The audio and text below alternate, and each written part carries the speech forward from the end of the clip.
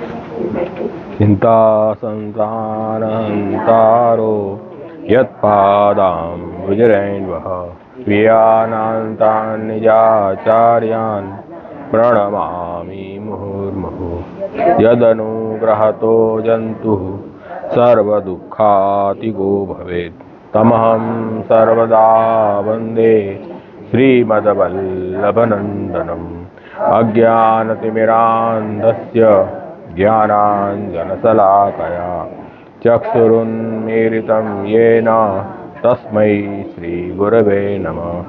नमामि हृदये शेषे लीलाक्षीराब्धिशायिनं लक्ष्मीसहस्रलीलाभिसेव्यमानं कलानिधिं चतुर्भिश्च त्रिभिस्तथा षड्भिर्विराजते योऽसौ पञ्चधारदे मम।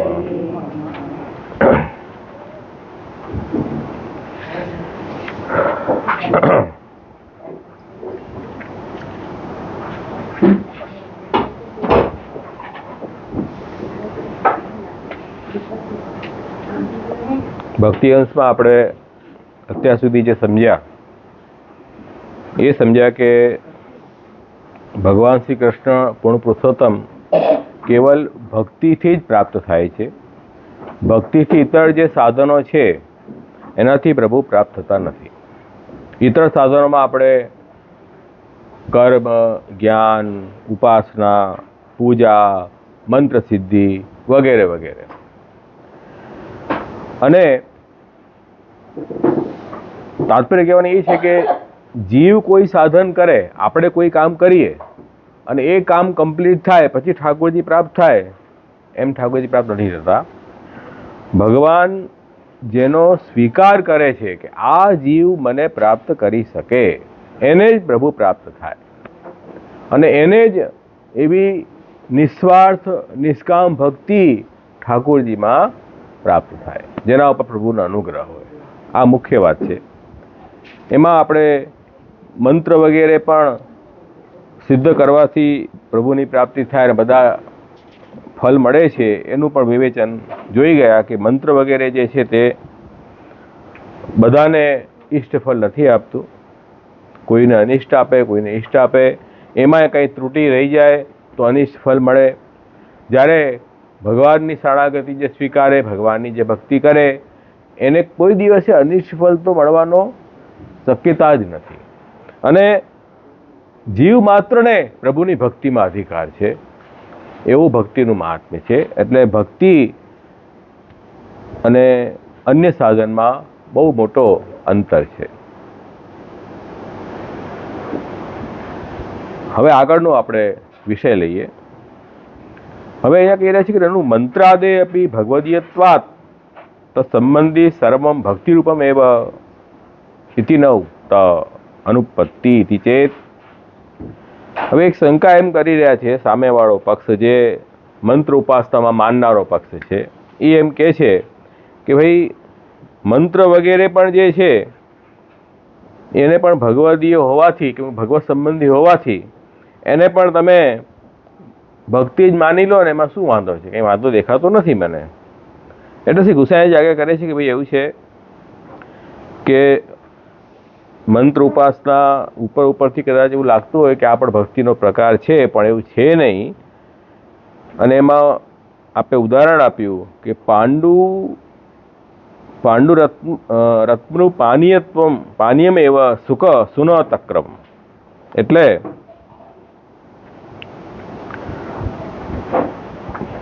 છાસ, તક્ર એટલે છાસ એ પણ સફેદ હોય અને ચૂનો મલાવેલો પાણી હોય એ પણ સફેદ દેખાય. બંને સફેદ પાણી છે એટલે બંનેને એક સમજી લેવા. જે અજ્ઞાની છે એને ખબર ન પડે, બિચારા કૂતરા જેવા પશુ હોય એને ખબર ન પડે, બંને એક જ માને. પણ બંનેમાં બહુ જ અંતર છે. કેવી રીતે? તો હવે શ્રી ગુસાઈજી એકાદશ સ્કંદ ભાગવતનું વચન ટાંકી રહ્યા છે અને એ વચન બહુ મહત્વનું છે. પ્રતિષ્ઠયા સાર્વભૌમમ સદ્મના ભવનત્રયમ પૂજાદિના બ્રહ્મલોકમ ત્રિભિ મત સાષ્ટિતામ યાત. ભગવાનની મૂર્તિની આપણે પ્રતિષ્ઠા કરીએ, કોઈ મંદિરમાં ભગવાનની મૂર્તિની પ્રતિષ્ઠા કરીએ, એ વ્યક્તિને શું ફલ મળે કે ભુવનત્રયમ, પૃથ્વીનો ચક્રવર્તી રાજ્ય પ્રાપ્ત થાય. સાર્વભૌમ પૃથ્વીનું ચક્રવર્તી, અને મંદિર બનાવે સદમના તો ભુવનત્રયમ ત્રિલોકીનું રાજ્ય મળે. એટલે પ્રાણ પ્રતિષ્ઠા કરાવે કોઈ દેવ મંદિરમાં દેવ મૂર્તિની, એમાં કોઈ સહયોગ કરે તો એને પૃથ્વીનું રાજ્ય મળે. અને ઠાકોરજીનું મંદિર બનાવે એને શું પ્રાપ્ત થાય? ત્રિલોકીનું રાજ્ય મળે. અને પૂજાદિના બ્રહ્મલોકમ, અને જે ભગવત પૂજાની વ્યવસ્થા કરી આપે સરખી, બે પૂજા ચાલતી રહે મંદિરમાં, તો એને બ્રહ્મલોકની પ્રાપ્તિ થાય. એવું બતાવ્યું છે ફલ. અને આ ત્રણેય કાર્ય કોઈ કરે, મંદિરમાં પ્રભુની મૂર્તિ સ્થાપિત બી કરે, મંદિર બી બનાવે, અને મંદિરમાં ભગવત પૂજાની વ્યવસ્થા પણ કરી આપે, તો એને ભગવાનના જેવું ઐશ્વર્ય પ્રાપ્ત થાય. આ વચન છે. એના પછી કે છે, એના પછીના આગળનું એક વચન છે, બીજો શ્લોક તરત. મામેવ નૈરપેક્ષ્યેણ ભક્તિયોગેન વિંદતિ ભક્તિયોગમ સ લભત એવ ય પૂજયેત મામ. શું કહ્યું? કે જે વ્યક્તિ આ રીતે મારી પૂજા કરે છે એને ભક્તિ પ્રાપ્ત થાય છે. અને જે નિરપેક્ષ ભક્તિ કરે, કોઈ પણ ફલ રાખ્યાની ઈચ્છા રાખ્યા વગર, એને મારી પ્રાપ્તિ થાય. મારી એટલે પુરુષોત્તમની પ્રાપ્તિ થાય. આ આગળનો શ્લોક છે. તો આ બંને શ્લોક શ્રી ગુસાઈજીએ ભક્તિ અંશમાં એકાદશ સ્કંદ ભાગવતમાં મૂક્યો છે. ધ્યાનમાં આવી શું શ્લોક છે? પહેલો શ્લોક શું કહે છે? કે ઠાકોરજીની મૂર્તિની સ્થાપના કરવી, ઠાકોરજીનું મંદિર બનાવવું, મંદિરની વ્યવસ્થા કરી આપવી, આ બધાથી ફલ અલગ અલગ બતાવ્યા છે. પૃથ્વીનું રાજ્ય મળે, ત્રિલોકીનું રાજ્ય મળે, અથવા તો ઠાકોર જેવું ઐશ્વર્ય પ્રાપ્ત થાય. અને પછી પૂજા કરે પ્રભુની તો ભક્તિ પ્રાપ્ત થાય, અને નિષ્કામ ભક્તિથી ભગવાનની પ્રાપ્તિ થાય. તો પૂજા અને ભક્તિ એક થયા ન થયા? અલગ જ છે, બંને અલગ છે. એ જ કહે છે કે એવમ અત્ર પૂર્વાર્ધે એવ કારેણ પૂર્વોક્ત પૂજા ફલ વ્યવચ્છેદ પૂર્વકમ સ્વસ્ય ભક્તિયોગ ફલમુક્તમ મામેવ નૈરપેક્ષ્યેણ ભક્તિયોગેન વિંદતિ. એટલે નિરપેક્ષ ભક્તિ કોઈ કરે તો મને જ પ્રાપ્ત કરે છે, અને પૂજા કરે તો ભક્તિ પ્રાપ્ત થાય. તો બંનેનું અલગ થઈ ગયું ને, એટલે બંનેના ફળ અલગ થઈ ગયા. પૂજાનું ફળ અલગ છે અને ભક્તિનું ફળ અલગ છે. એટલા માટે કહે છે કે પૂજા જે છે તે સાધન છે અને ભક્તિ એનું ફળ છે. તો પૂજા અને ભક્તિમાં તો સ્પષ્ટ ફરક છે. આપણે ત્યાં પૂજા નથી પણ ભક્તિ છે. જે આપણે સેવા કહીએ છીએ એને પુષ્ટિ માર્ગમાં, એ ભક્તિ છે, પૂજા નથી. લોકમાં પ્રસિદ્ધ શું છે?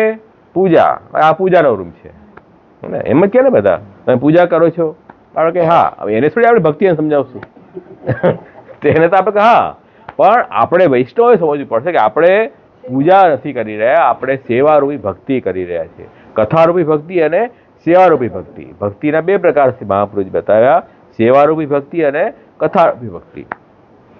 તો આ રીતે બંને વસ્તુ અલગ છે.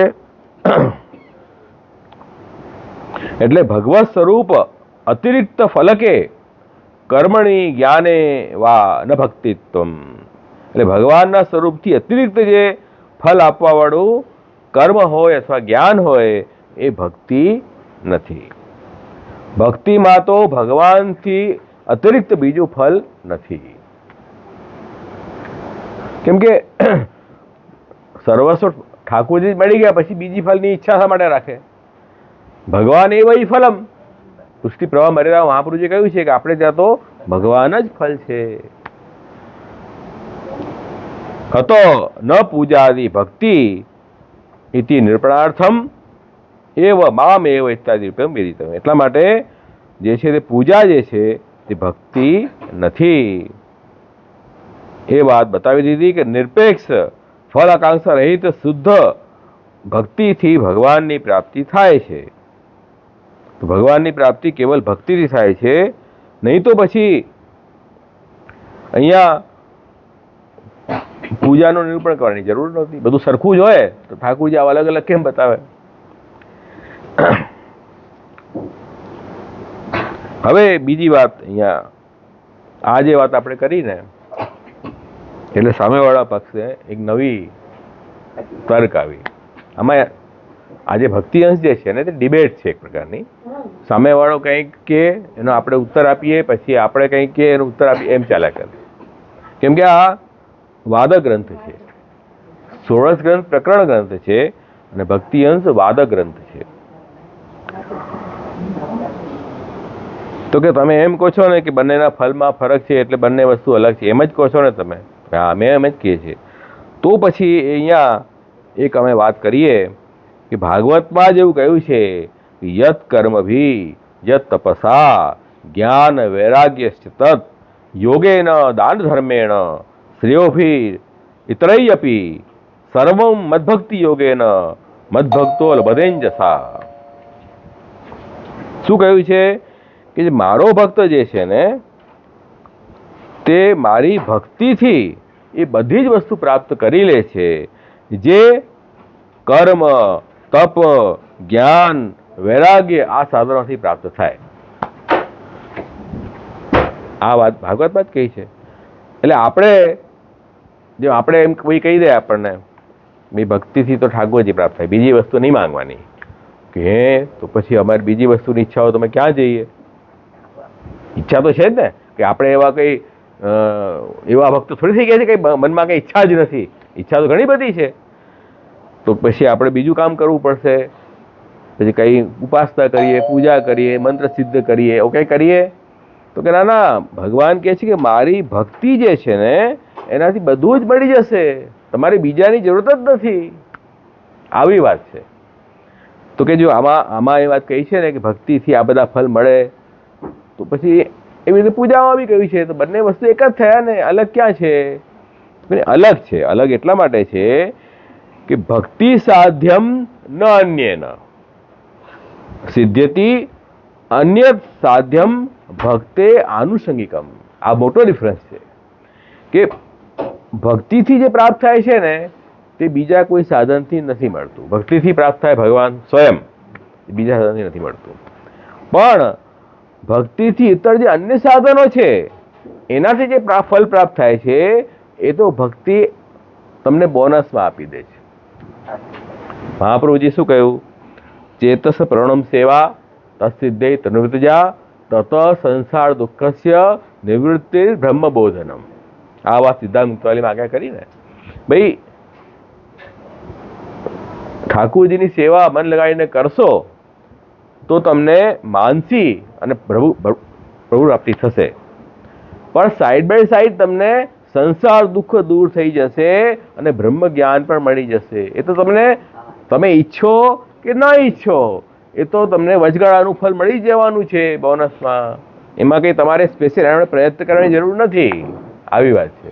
આ તો અવાંતર ફળ, મુખ્ય ફળ નથી. ભક્તિનું મુખ્ય ફળ શું છે? ભગવત પ્રાપ્તિ.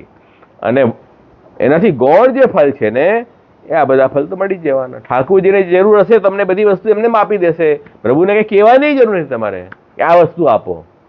તમારા કલ્યાણમાં હિતમાં જે વસ્તુ હશે એ પ્રભુ તમને અવશ્ય આપી દેશે.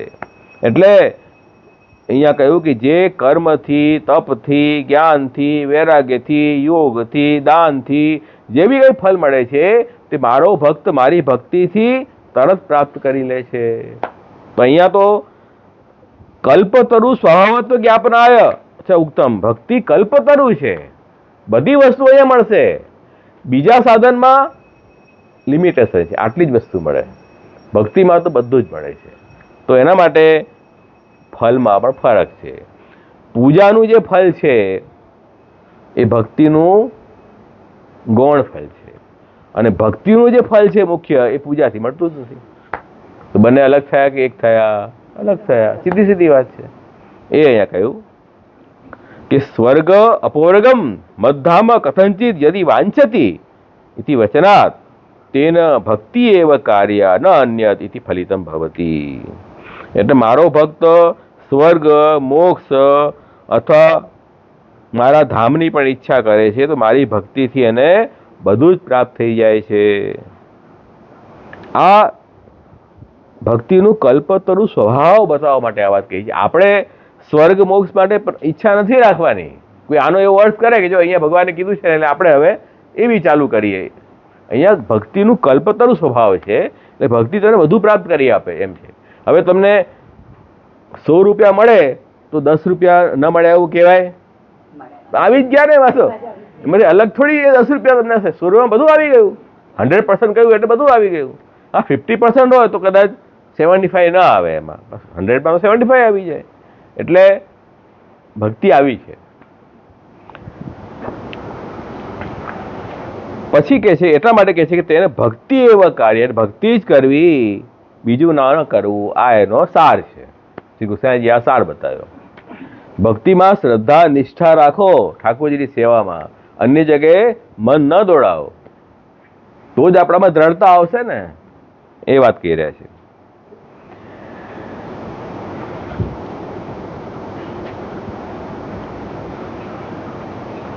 હવે બીજી વાત આવી ભાગવતમાં, દાન વ્રત તપ હોમ જપ સ્વાધ્યાય સંયમય શ્રેયોભિર વિવિધિશ્ચન્યૈ કૃષ્ણે ભક્તિ સાધ્યતે ઇતિ વાક્યાચ ન મંત્ર જપાદેહ ભક્તિત્વમ.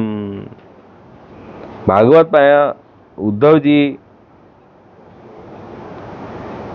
ગોપીઓની તરફ કહી રહ્યા છે કે દાન આપણે કરીએ બધા પ્રકારના, વ્રત એકાદશી અથવા બીજા બી વ્રત કરીએ, તપ હોમ અગ્નિહોત્ર આદિ, જપ સ્વાધ્યાય વેદ અધ્યયન વગેરે, સંયમ યોગ વગેરે યમ નિયમ, અને બીજા બધા લોક કલ્યાણના કાર્ય કરીએ, એ બધાથી ભગવાનની ભક્તિ પ્રાપ્ત થાય છે. એટલે આ વાતથી શું સિદ્ધ થયું? આ બધા સાધનોને ભક્તિ તો ન કહી શકાય ને, આ બધાથી ભક્તિ પ્રાપ્ત થાય છે એમ કહ્યું છે. એટલા માટે ભક્તિના માત્ર સાધન છે. ભક્તિ ભવિષ્યતિ ભગવદર્થમ એવ કૃતા ભગવત પૂજા ભક્તિર ભવિષ્યતિ ઇતિ આશંકા નિરાશા ઉત્તરાર્ધે તાદસ્યા તસ્યા તત્સાધનત્વમ ઉક્તમ અન્યથા પૂજાદિના ઇત્યાદિ વિરોધ સ્યાત. એટલા માટે કહી રહ્યા છે ભગવદર્થ, ભગવાનના માટે જે બી આપણે પૂજા કરીએ છીએ એ સાધન માત્ર છે, સ્વયં ભક્તિ નથી. એટલા માટે આપણે પુષ્ટિમાળમાં પણ પૂજાનો પ્રકાર લીધો છે, નથી લીધો એવું નથી, પણ ભક્તિના અંગરૂપથી છે. ભક્તિના અંગરૂપથી પૂજા બી આપણે કરીએ છીએ, દાન બી કરીએ છીએ, વ્રત બી કરીએ છીએ, યજ્ઞ બી કરીએ છીએ ને, ના થોડી પાડી છે. કર્મ માર્ગ પ્રવર્તક મહાપતિનું નામ છે. તો યાગાદો ભક્તિ માર્ગ સાધનો ઉપદેશક, બધા યજ્ઞ દાન તપ બધું જ કરવાનું છે, પણ પ્રભુની પ્રસન્નતા માટે ભગવદ આજ્ઞાથી આપણે કરીએ છીએ. એનો કોઈ ફલની પ્રાપ્તિ માટે આપણે કાર્ય નથી કરતા. જે આવશ્યક આપણને કહેવાનું કહ્યું છે અવશ્ય આપણે કરવું જોઈએ. એકાદશીમાં દાન કરવું, વ્રત કરવું કરીએ છીએ ને, દર એકાદશીમાં બધું જ બતાવ્યું છે, સાધન કરવા જ જોઈએ. બધા એકાદશીનો વ્રતનો પ્રકાર આખો અને દાનનો પ્રકાર છે, બધું જ કરવાનું છે.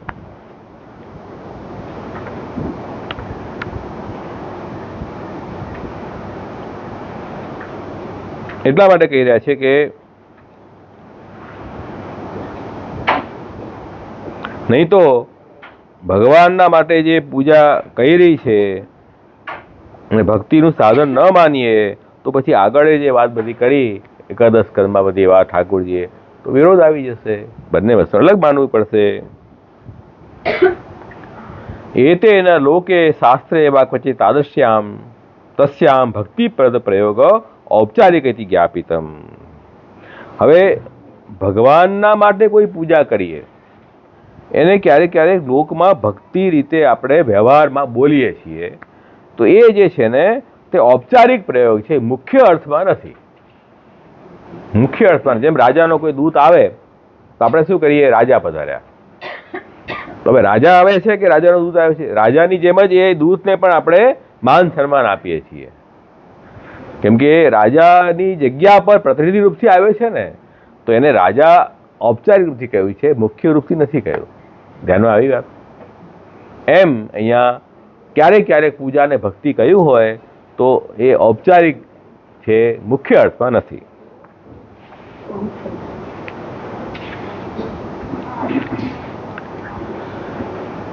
નચ મામ ઇતિ પદેન પૂજાયા અપી વિષય પુરુષોત્તમ એવ મામ ઇતિ પદેન પૂજાયા અપી વિષય પુરુષોત્તમ એવ ઇતિ ન વાચ્યમ. હવે કે ભાઈ અમે એક વાત પકડી કે ભગવાને એમ કહ્યું કે ભાઈ આ જે શ્લોક હતો એકાદશ સ્કંદનો, કે જે પૂજા કરે છે એને ભક્તિ પ્રાપ્ત થાય છે. જે મારી પૂજા કરે, શું કહ્યું? ભક્તિ યોગમ સ લભત એવમ ય પૂજેત મામ. જે મારી પૂજા કરે એને ભક્તિ પ્રાપ્ત થાય. તો પછી અહીંયા મારી એટલે કોની? ભગવાનની જ ને. હા, બસ. તો પછી અહીંયા પૂજાનો વિષય ભગવાન થયા કે ન થયા? તમે ના કેવી રીતે પાડી શકો? ભગવાન જ કહી રહ્યા છે. તો કહે છે કે એ વસ્તુ બરાબર નથી. કેમ? વિભૂતિ રૂપસ્યાપી ભગવદ રૂપત્વા તથા ઉક્તમ. ઘણીવાર જે ભગવાનની વિભૂતિ હોય એને પણ ભગવદ રૂપ હોવાના કારણે એને ભગવાન તરીકે કહી દેવામાં આવે, પણ એને મુખ્ય અર્થમાં ન સમજવું. જેમ મેં હમણાં ઉદાહરણ આપ્યું રાજા અને રાજાના દૂતનું, તો રાજાના દૂતને પણ આપણે રાજા કહીએ છીએ, મુખ્ય અર્થમાં નહીં. એ સંદર્ભ જોવો પડે, રેફરન્સ કોન્ટેક્ટ અર્થ પકડવો પડે. દર વખતે એક જ અર્થ પકડીને આપણે દોડીએ એમ નથી ચાલતું. કયા સંદર્ભથી કયા વસ્તુનો પ્રયોગ થયો છે એ આપણે જોવું પડે. એટલે કહે છે કે પુરુષોત્તમત્વે બાધક અથવા પુરુષોત્તમ અર્થ જો ત્યાં લઈશું તો વિરોધ આવી જશે, કેમ કે આગળ જ કહી ગયા છે મંત્ર પૂજા વગેરેથી ભગવાનની પ્રાપ્તિ થાય નહીં, એનું ભગવાનનો સંબંધ નથી. અન્ય ફલાદિ અનુસંધાન રાહિત્યપૂર્વકમ ભગવદ ભાવનાયામ ક્રિયમાણાયામ પુરુષોત્તમ આવેશ અપી અંતઃકરણે પૂજ્ય ભવતી ઇતિ જ્ઞાપનાય મામુક્તમ. કયા અર્થમાં અહીંયા ભગવાન કહે છે કે મારી જે પૂજા કરે એને ભક્તિ મળે, એ મારી કયા અર્થમાં કહ્યું છે? એ અર્થમાં કહ્યું છે કે જે વ્યક્તિ અન્ય ફલની ઈચ્છા રાખ્યા વગર કેવલ ભગવાનની ભાવનાથી જે બી કંઈ પૂજા વિધિ કરે, તો ત્યાં જે સ્વરૂપ બિરાજે છે એમાં પુરુષોત્તમનો આવેશ આવે છે, એમ કહી રહ્યા છે.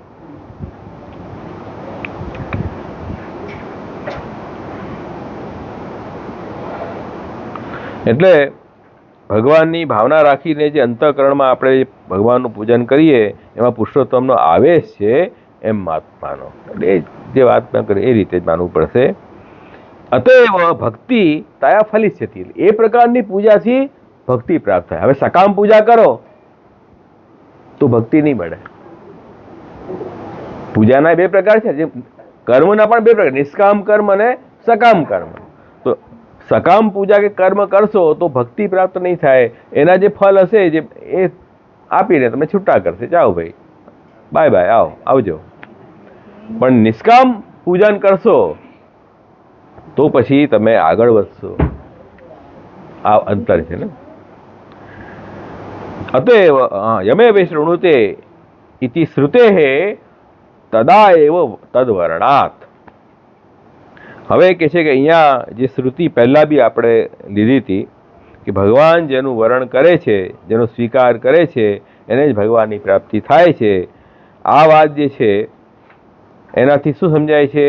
આ શ્રુતિથી કે જ્યારે એ જીવને એવી ઈચ્છા થઈ કે હું પૂજા કરું પણ મને કોઈ લૌકિક પારલૌકિક ફલની કામનાથી ન કરું, કેવલ ભગવાનની ભક્તિ પ્રાપ્ત થાય એ ભાવથી હું પૂજા કરું, તો પછી કહે છે કે તે વખતે એનો ઠાકોરજીએ વર્ણ કરી લીધો છે. તદા એવ તદ્વર્ણાત. ત્યારે જ એનો ત્યારે વર્ણ થઈ જાય છે, સ્વીકાર થઈ ગયો. આવી રીતે ઈચ્છા જ ન જાગે. આવી ઈચ્છા જાગવી જ ડિફિકલ્ટ છે. પ્રભુએ તમારો સ્વીકાર કર્યો હોય તો જ આવી ઈચ્છા જાગે, તો ઈચ્છા જાગે જ નહીં, એમ કહી રહ્યા છે. અત્ર અધિકાર ભેદેન પૂજા ફલ ભેદ ઉક્ત્યા યમેવ ઇતિ શ્રુતૌ કર્મ જ્ઞાન ભક્તિસુ નિશંકમ ફલાર્થી પ્રવૃત્તિ અનુપન્ના ઇતિ અનુપત્તિ નિરસ્તા વેદિતવ્યા. એટલા માટે આ જે શ્રુતિ કહી છે કે જે ભગવાન જેનું વર્ણન કરે છે ભગવાનને પ્રાપ્ત થાય છે, એ શ્રુતિ વાક્યમાં એ વાત બતાવી છે કે ભાઈ કર્મ જ્ઞાન ભક્તિના જે ફલની કામના જે રાખવાવાળા હોય તે કર્મ જ્ઞાન ભક્તિમાં એને પ્રવૃત્તિ થાય, નિશંક પ્રવૃત્તિ એટલે કોઈ પણ શંકા વગર. ભગવાને ગીતામાં કહ્યું છે કોઈ પણ કાર્ય કરો ને એમાં સંશય રાખીને કરશો ને એ કાર્ય ફલિત ન થાય. તમે સેવા કરો, સ્મરણ કરો, પૂજા કરો, વ્રત કરો, હા કીધું છે એટલે કરું છું, ખબર નહીં થશે કે નહીં, તો ક્યારે એ ફલિત થાય જ નહીં, 100% ન થાય. સંશય આત્મા વિનિશ્ચિતિ, જે સંશય વાળો માણસ છે ને એનું ફલનો નાશ થાય છે, સમજ્યા? એટલે 100% શ્યોર થઈને કોઈ કાર્ય કરવું, શ્યોરિટી ના હોય તો પછી આગળ વધવું જ નહીં. એમાં શ્રદ્ધા તો જરૂરી છે, કોઈ વસ્તુમાં શ્રદ્ધાથી ફલિત થાય. એટલે અહીંયા કહે છે કે પછી કર્મ જ્ઞાન ભક્તિ જ્યારે એમ તમે કહી દો કે ભગવાન જેનો સ્વીકારે એને જ એને પ્રાપ્ત થાય, તો પછી હવે ભગવાને મને સ્વીકાર્યું છે એને કોની ખબર, શંકા આવી ગઈ. બરાબર, તો પછી કોઈ પણ વસ્તુમાં નિશંક નહીં થાય, ડાઉટ થઈને આગળ આવશે તો ઉપાધિ થઈ ગઈ. તો કે છે નહીં, ઉપાધિ નહીં થાય. કેમ કે કર્મ વગેરે જે અલગ અલગ બતાવ્યા છે પ્રકાર, અલગ અલગ ફલ બતાવ્યા છે, જેને જે ફલમાં રુચિ હશે ને એ રીતે એમાં આગળ વધશે. એટલે ભગવાને જેનું વર્ણન પોતાના માટે કર્યું હશે એને એ ફલમાં રુચિ જ નહીં થાય એમ કહી રહ્યા. એટલે આ વાતમાં નિશંક પ્રવૃત્તિ નહીં થાય એવો ખોટો તમે શંકા નહીં રાખો.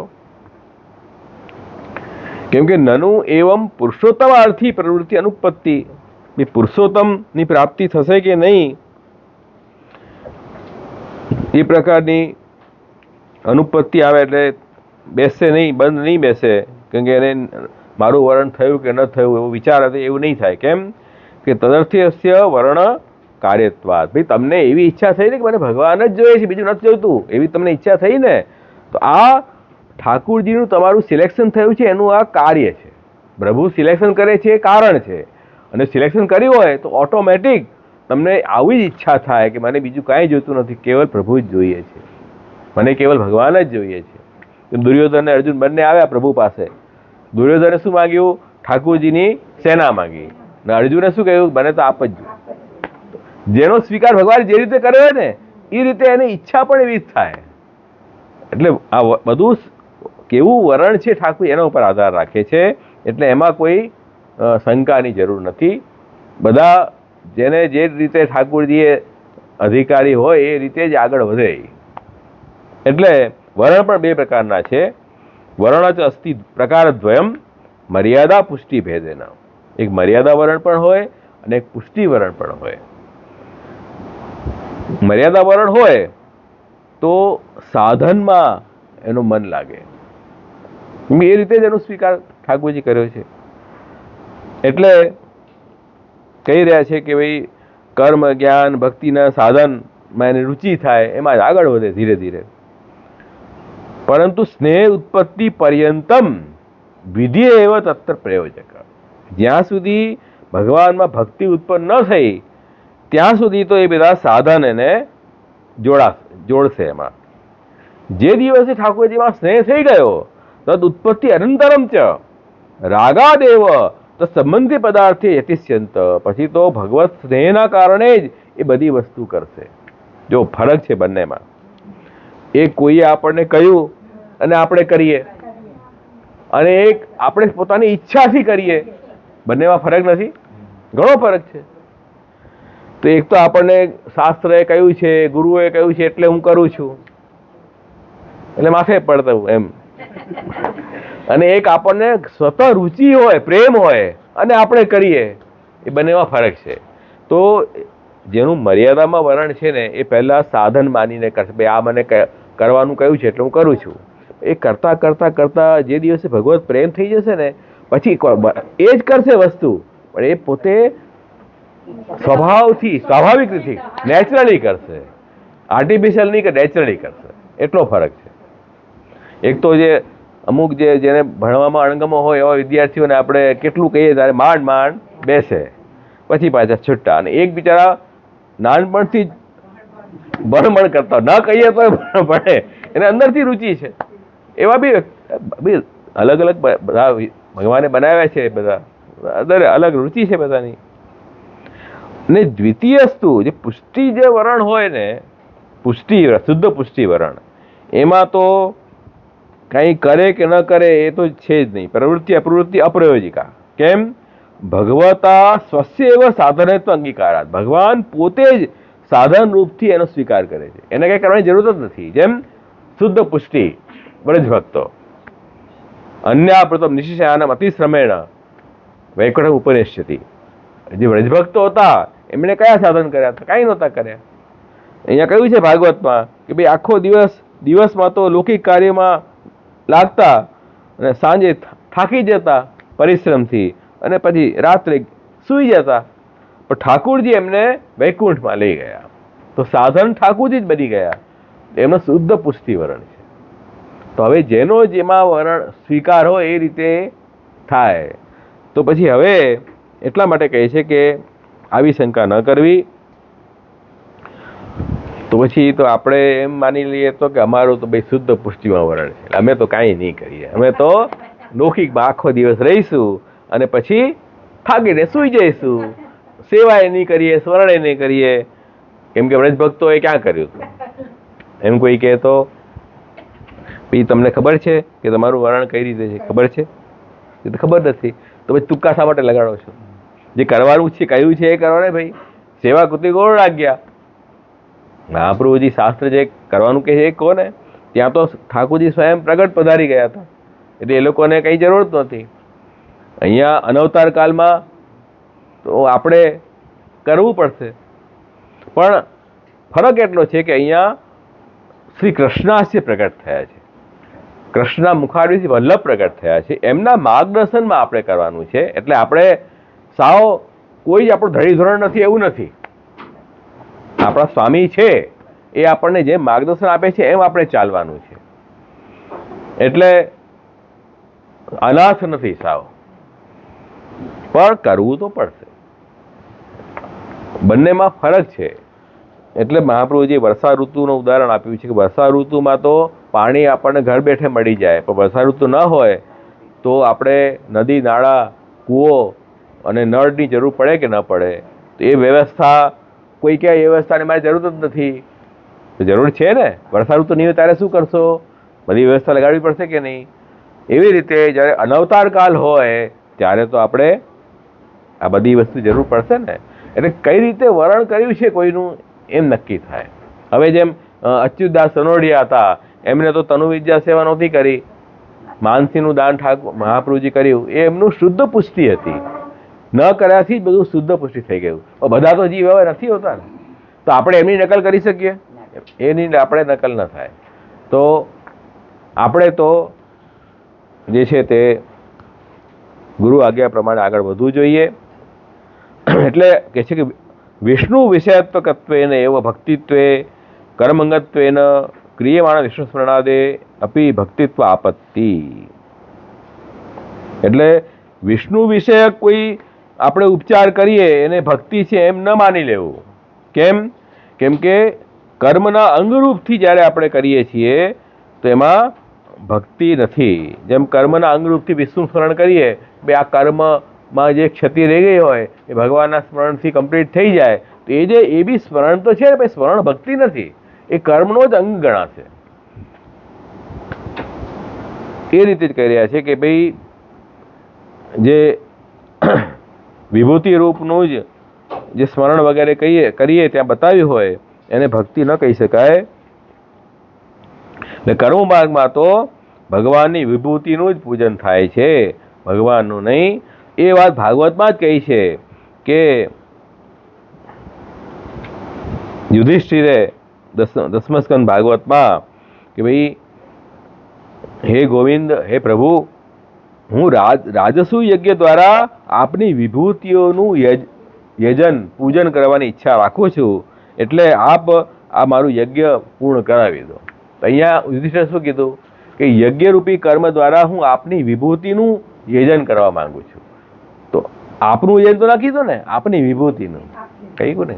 એટલે કર્મમાં પણ જે વિષય છે તે વિભૂતિ છે ભગવાનની, સાક્ષાત ભગવાન નથી.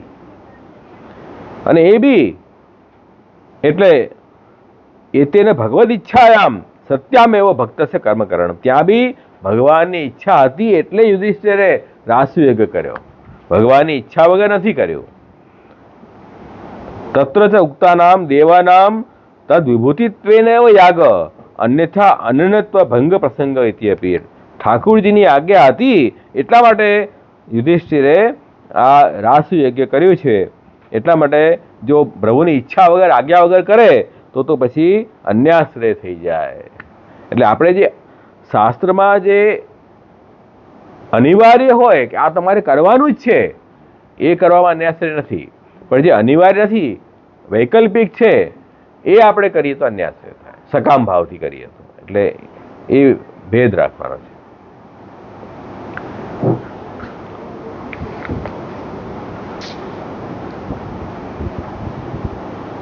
अपरंच तद उपासकस्य ततो सायुज्यम परम फलम देवान देवजयांति इति वाक्यात. એટલા માટે જ ગીતામાં પણ કહ્યું છે કે જે જેની ઉપાસના કરે એને એ દેવની પ્રાપ્તિ થાય. જેને જે દેવમાં શ્રદ્ધા હોય એ દેવને એવું ભજન પૂજા કરે તો એને એ દેવનું પ્રાપ્તિ થાય, એમ ગીતામાં જ કહ્યું છે. અને યમ યમ વ્યાપી સ્મરણ ભાવમ તચે કલેવરમ તમ તમેવેતી કોંતેય સદા તદ ભાવ ભાવિત. એટલે મૃત્યુકાળમાં વ્યક્તિ જેનું સ્મરણ કરે ને અંત સમયમાં એની જ એને પ્રાપ્તિ થાય. તો આ બી છે. એટલા માટે કહ્યું છે કે ભાઈ શરીર છોડતા વખતે આપણે ભગવત સ્મરણ ક્યારે પણ છોડવું નહીં, ભગવત સ્મરણ કરતા રહેવું. એવું અચાનક ચમત્કાર તો નહીં થાય ને. ભગવત સ્મરણ કરવાની અભ્યાસ હશે તો અંતકાળમાં ભગવાનનું સ્મરણ યાદ આવશે, નહીં તો ક્યાંથી યાદ આવે? નહીં તો જે આપણે સ્મરણ કર્યું હોય આખી જિંદગી એ જ યાદ આવવાનું છે. એટલે અહર્નિશ ભગવત સ્મરણ રાખવું.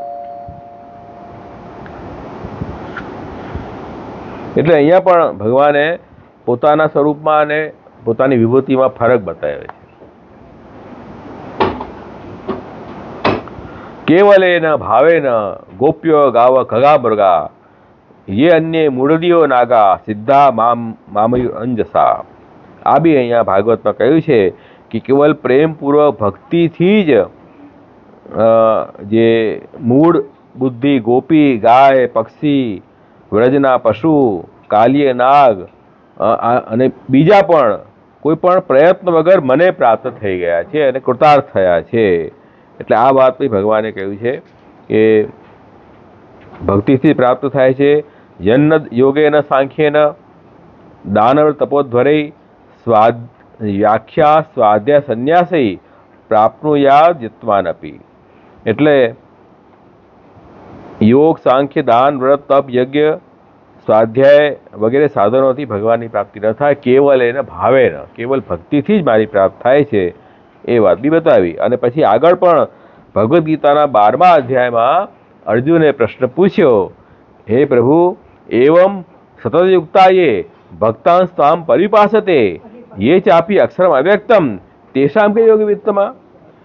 હે પ્રભુ મને એક શંકા એવી થઈ કે ભાઈ જે ભક્ત આપની સેવા કરે, આપની ભક્તિ કરે, અને જે વ્યક્તિ આપનું જે વ્યાપક રૂપ છે એની ઉપાસના કરે, એ બંનેમાં ઉત્તમ કોણ? ધ્યાનમાં આવી? ઘણા લોકો શું કહે કે આપણે અમે કોઈ સેવા અને અમે તો ધ્યાન કરીએ, હે ને, એમ કે ને ઘણા લોકો એમ કે આપણે સેવા કરતા હોય તો આપણા ઉપર હસી ઉડાવે, અને શું અમે તો ધ્યાન કરીએ, એ વ્યાપક રૂપ, એનો કંઈ રૂપ નથી એમ. તો અર્જુને એ જ પ્રશ્ન પૂછ્યો ગીતાના 12મા અધ્યાય, બંનેમાં કોણ ઉત્તમ? જે ભગવાનની સાકાર રૂપની સેવા કરે, ભક્તિ કરે એ ઉત્તમ, કે ભગવાનનું વ્યાપક રૂપની ઉપાસના કરે એ ઉત્તમ? તો ઠાકુરજીએ શું કહ્યું? મયી આવેશ્ય મનોયેવામ નિત્યયુક્તા ઉપાસતે શ્રદ્ધયા પર્યોપેતા તેમે યુક્ત તમામ હતા. ભગવાને શું કહ્યું કે જે ભક્ત મન લગાડીને મારું જે સાકાર સ્વરૂપ છે એની સેવા કરે છે શ્રદ્ધાથી, એ સૌથી ઉત્તમ છે. આ તો પ્રભુરાજ વચન છે. એ સૌથી શ્રેષ્ઠ છે. ઇતિ ભક્તિ માર્ગે ઉપાસનસ્ય જ્ઞાન માર્ગ ઉત્કર્ષ મુક્ત. ભક્તિ માર્ગ જ્ઞાન માર્ગ કરતા ભક્તિ માર્ગ ઉત્તમ છે એમ અહીંયા કહ્યું છે. એના પછી આગળ શું કહ્યું કે જે લોકો મારી વ્યાપક સ્વરૂપની ઉપાસના કરે છે એ બિચારો નિષ્ફળ નહીં થાય. એને પણ કે છે કે મારી જ પ્રાપ્તિ થાય છે, પણ તે પ્રાપ્તનું નથી મામેવ. મામેવ એટલે કોણ? અહીંયા મામ એટલે કોણ? પુરુષોત્તમ નહીં, ભગવાનનું અક્ષર, અક્ષરધામ. ઇત્યત્ર ગુસાઈજી આજ્ઞા કરી કે એ જે મામ કહ્યું કે જે વ્યાપક સ્વરૂપની ઉપાસના કરે જ્ઞાનથી એ પણ મને જ પ્રાપ્ત થાય, પણ અક્ષરસ્યાપી પુરુષોત્તમ અધિષ્ઠાનત્વેન તદ વિભૂતિ રૂપત્વાત. ભગવાનનું બિરાજવાનું જે સ્થાન છે અક્ષર, જેને ગોલોકધામ કહો કે વૈકુંઠ કહો કે ભગવાનનું મંદિર કહો, જેવી કહો, એ અક્ષરનું સ્વરૂપ છે. એ ભગવાનની વિભૂતિ છે. વિભૂતિનો તો ભગવાનનું એક સામર્થ્ય છે. એને પ્રાપ્ત થાય, પુરુષોત્તમને પ્રાપ્ત ન થાય. અક્ષર લેવો પુરુષોત્તમ ઇતિ ન વાચ્યમ. અક્ષર અને પુરુષોત્તમ એક જ છે એમ ન કહેવું. એ તો ભગવાને ગીતામાં પહેલા જ બતાવી દીધું છે કે ભાઈ ક્ષરથી અતીત અક્ષર અને અક્ષરથી ઉત્તમ હું પુરુષોત્તમ છું. તો અક્ષર તો ભગવાનની વિભૂતિ થઈ ગઈ, ધર્મ થઈ ગયું. ભગવાન ધર્મી સ્વરૂપ છે એટલે બંનેમાં ફરક છે. એ જ વાત આ તો જ્ઞાન માર્ગ માટે વાત થઈ ગઈ. જ્ઞાન માર્ગના પણ ફલ વિભૂતિ છે, પુરુષોત્તમ નથી. હવે કર્મ માર્ગની વાત લઈએ. કર્મ માર્ગમાં યામીમાં પુષ્પિતા વાચ પ્રવદંતી વિપશ્ચિત વેદવાદરતા પાર્થ ન અન્ય અસ્થિતિવાદી ન. શું કહી રહ્યા છે કે જે અજ્ઞાની કેવલ સકામ કર્મમાં જ લાગેલા છે, સ્વર્ગાદિરૂપ વેદમાં કહેલા ફલમાં જે લાગેલા છે, એને તો બીજું કોઈ ફલ નથી મળતું. એ ક્ષુદ્ર ફલ પ્રાપ્ત થાય છે. ત્રૈવિદ્યમાં સૌમપાપૂત પાપા યજ્ઞ ઇષ્ટવા સ્વર્ગતિ પ્રાર્થયંતે તે પુણ્યમાં આશ્રય સુરેન્દ્રલોકમ અષ્ટંતિ દિવ્યાન દિવ્યદેવ ભોગાન તે તમ ભુક્તા સ્વર્ગલોકમ વિશાલમ ક્ષીણે પુણ્ય મર્ત્યલોકમ વિશંતિ એવમ ત્રૈધર્મનુ પ્રપન્ના ગતાગતમ કામ કામાલભંતે. આ ભગવદ્ ગીતાના 9મા અધ્યાયમાં ભગવાને આ વાત કરી કે જે ત્રણેય વેદમાં જે યજ્ઞ કર્મનું નિરૂપણ કર્યું છે એમાં જે લાગેલા છે, સોમપાન કરે છે સોમયજ્ઞ કરીને, અને જેના પાપ બધા નષ્ટ થઈ ગયા છે એવો વ્યક્તિ, અને ભોગની કામના રાખે છે, ફલની કામના રાખે છે, એ તે દેવતાના રૂપમાં મારી આરાધના કરીને સ્વર્ગની ઈચ્છા રાખે છે. એને સ્વર્ગલોક તો પ્રાપ્ત થાય છે અને સ્વર્ગના ફલ પણ ભોગવે છે, પણ પછી જેનું પુણ્ય ક્ષીણ થઈ જાય તો ફરી એને મૃત્યુલોકમાં આવવું પડે છે. આ તો એવું છે ને કે ખૂબ પૈસા કમાયા પછી આપણે ફરવા ગયા, પૈસા ખતમ થયા, પાછે લોટ કે ઘર બુદ્ધું આય, લોટ કે બુદ્ધું ઘર આય, એવી વાત છે. એટલે આમાં તો એવું છે, સકામ કર્મમાં તો એ જ ક્ષુદ્ર ફલ મળે.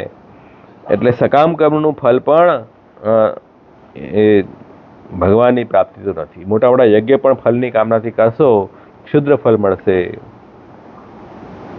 એટલે જે વ્યક્તિ ભાગવતમાં કહ્યું છે, જે વ્યક્તિ ઘરમાં રહીને સકામ ભાવથી ગ્રહસ્થાશ્રમનું પાલન કરીને અને કેવલ ધર્મ અર્થ કામ માટે જ પ્રયત્ન કરે, એ મોહિત છે, ઈચ્છાઓથી મોહિત થઈ ગયો છે અને ભગવત ધર્મથી વિમુખ છે એ વ્યક્તિ, કેમ કે એમાં જ લાગેલો છે. અને કેવલ યજ્ઞ દ્વારા દેવતા અને પિતરોની આરાધના કરે છે, એને ભગવાનની પ્રાપ્તિ થતી નથી. અને જેનું ચિત્ત આ લોકમાં લાગેલું છે, આસક્તિ લૌકિક અને લૌકિક કર્મમાં શ્રદ્ધા છે, એ લોકો બી વિશેષ રૂપમાં લાગેલા છે. એટલે એને પણ ભગવાનની કથા સેવાથી વિમુખ છે. એ બધા જે છે તેને ગુસાઈ જાગ કરે છે જાયસ્વ બ્રિયસ્વ તૃતીય માર્ગ પ્રવેશ નિમિત્ત. એટલે લોકોને જન્મ અને મરવું, જન્મવું ને મરવું એ જ ફલ મળશે. પ્રવાહ માર્ગમાં જ આવી ગયા ને.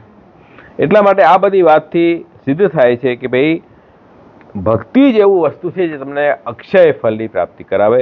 જ્ઞાન માર્ગમાં પણ અક્ષરની પ્રાપ્તિ થાય, પણ એમાં પણ એ વિભૂતિ ખરી, એટલે વ્યાપકતાનો અનુભવ થાય, સંસાર દુઃખ દૂર થઈ જાય, પણ પુરુષોત્તમનું રસાત્મક સ્વરૂપનો અનુભવ એને પણ થતો નથી. એટલે ભક્તિની આમાં સર્વોપરિતા આપણને દેખાય છે. અહીંયા સુધી આ બધો સાર અહીંયા બતાવ્યું, ભક્તિની વાત કરી. હવે એક પ્રશ્ન એ આવ્યો કે તમે ભક્તિના ગુણગાન ગાઓ છો ને, તમે ભક્તિની જ વાત કરી. ચાલો, ભક્તિ શું છે? કે શ્રવણ, કીર્તન, સ્મરણ, પાઠ, સેવન, અર્ચન, વંદન, દાસ કે આત્મનિવેદન, આ 9 પ્રકારની ભક્તિ છે. એમાં અર્ચન ભક્તિ પણ તમે બોલ્યા ને, હમણાં જ બોલ્યા, હું બોલ્યો ને હમણાં. શ્રવણ, કીર્તન, સ્મરણ, પાઠ, સેવન, અર્ચન. અર્ચન એટલે શું? પૂજા. તો પછી ભક્તિ થઈ ગઈ કે ના થઈ ગઈ?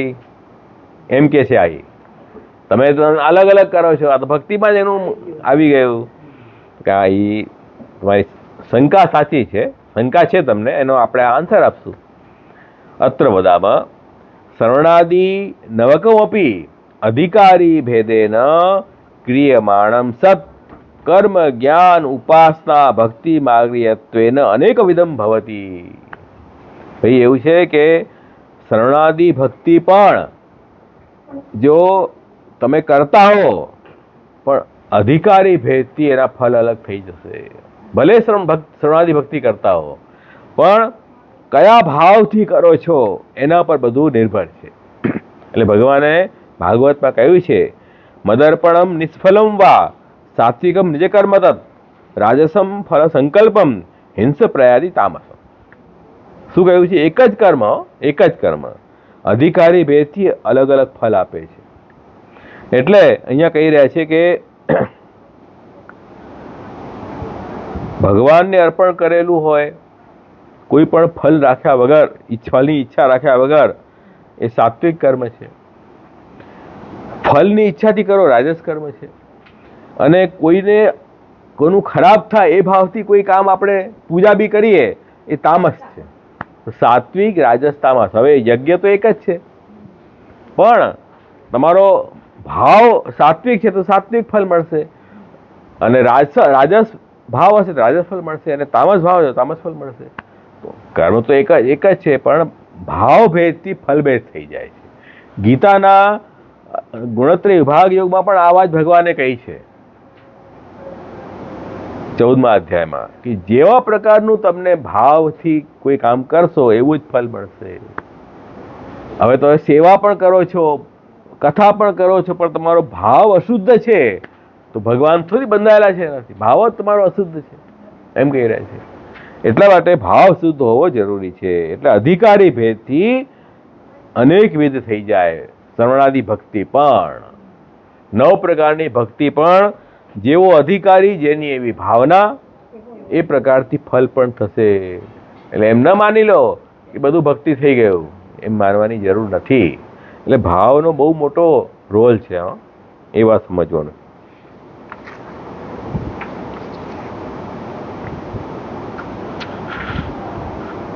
એટલે કર્મમાર્ગીય અલગ, નવદા ભક્તિ, જ્ઞાન માર્ગી અલગ, ઉપાસના માર્ગી અલગ, ભક્તિ માર્ગી અલગ, એમ અનેક ભેદ થઈ જાય છે.